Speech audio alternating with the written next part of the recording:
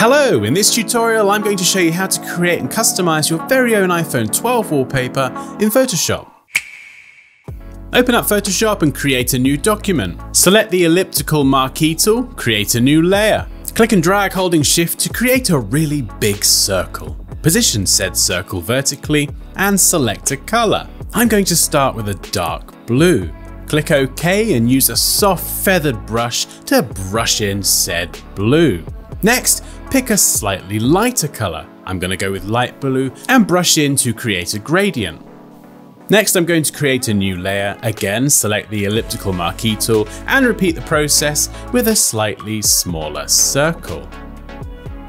And again, I'm going to start selecting colors. I'm going to change these ever so slightly to create some variation and contrast between the different circles that we're going to create. So I'm doing this very quickly, and you can see I'm going to add a very light blue here and a small brush just to add a highlight along the top. And I'm going to speed up this next bit, repeat the process 2 more times using different shades of blue. You can even adjust the hue if you like, and you can use the paint bucket tool together with black to fill that background. Now we're going to go to the adjustment icon and add a gradient adjustment layer.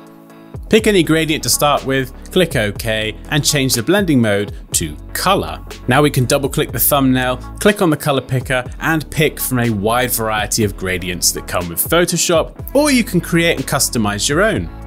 There's a few other options you can play around with, and when you're happy, click OK.